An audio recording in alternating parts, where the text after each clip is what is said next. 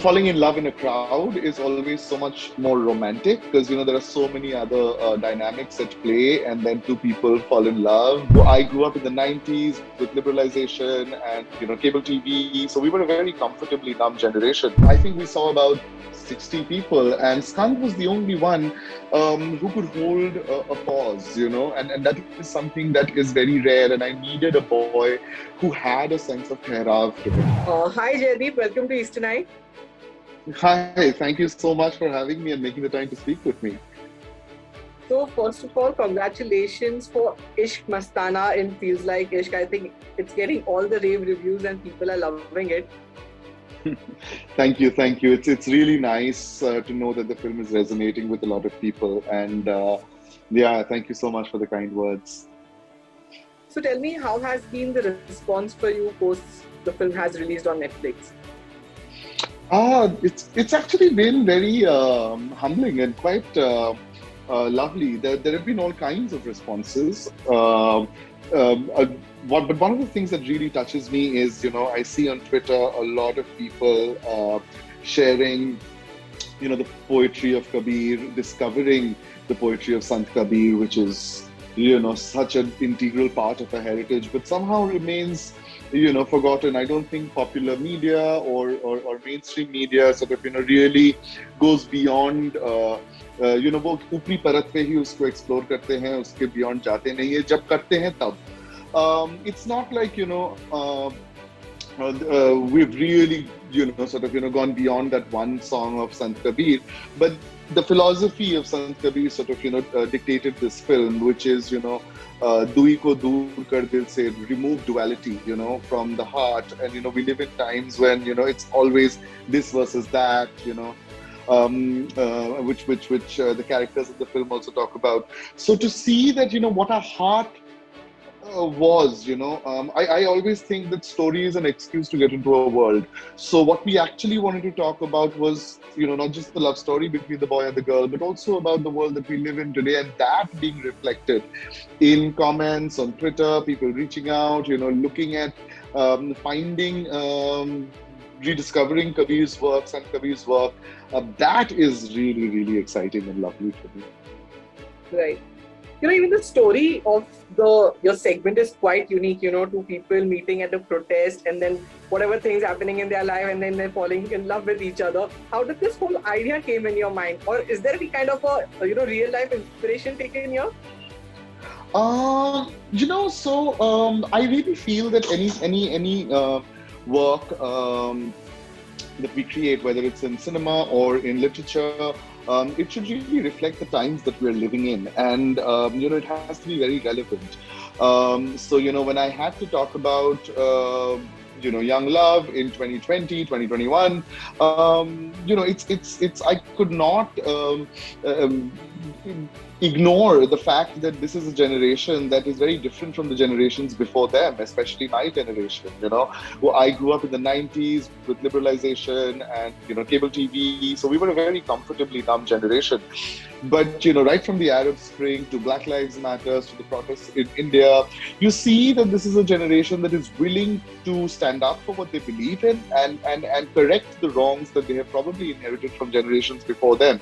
So if I had to capture the story of this generation, I think their political awareness and their fearlessness is actually what defines them and inspires me personally. Apart from that, I think falling in love in a crowd is always so much more romantic because there are so many other dynamics at play, and then two people fall in love. But there are, like, for example, one of the films that I really like is Hazaron Khwaishein Aisi. I have also obviously assisted Sudhir Mishra, so it's a film that I've it's a film that I've watched over and over again. I like the idea where love has other contexts, and love blossoms in the middle of chaos, or in the middle of a larger cause.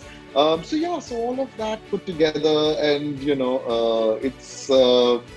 I just hope that 20 years from now, in case someone decides to watch this film, they can tell what it was like to be young in 2020, you know.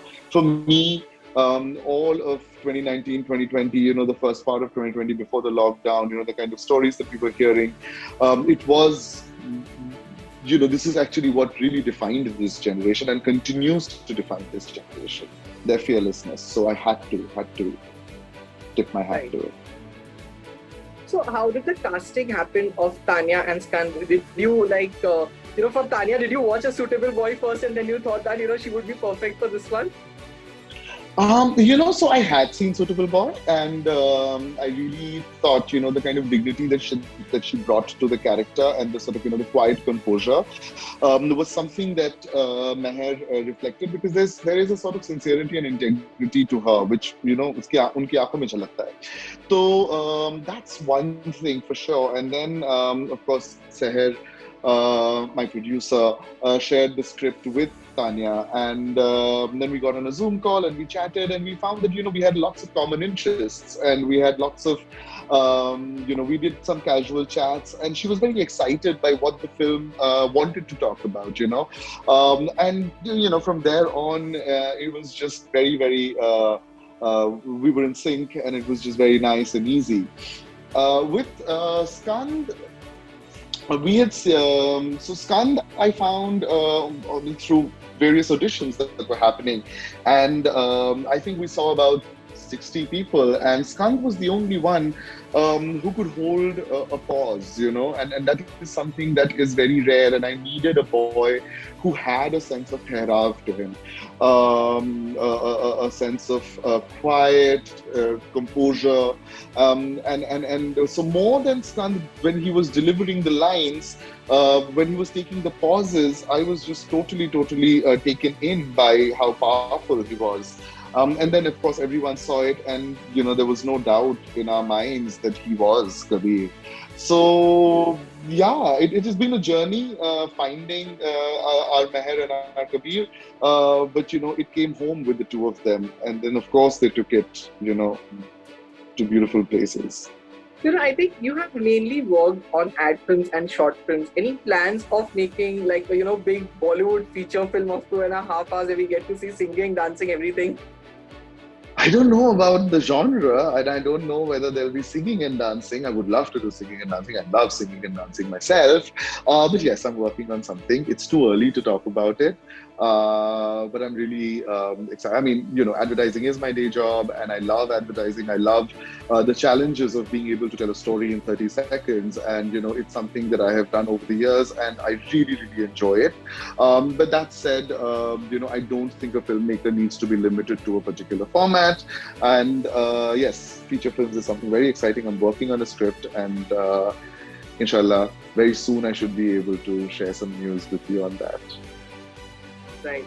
You know, if I'm not wrong, you had also written Remix, which came on television like long ago. Now, you know, nowadays there are things happening of reunions, and, you know, next season's coming or something. Can we get a remix season as well?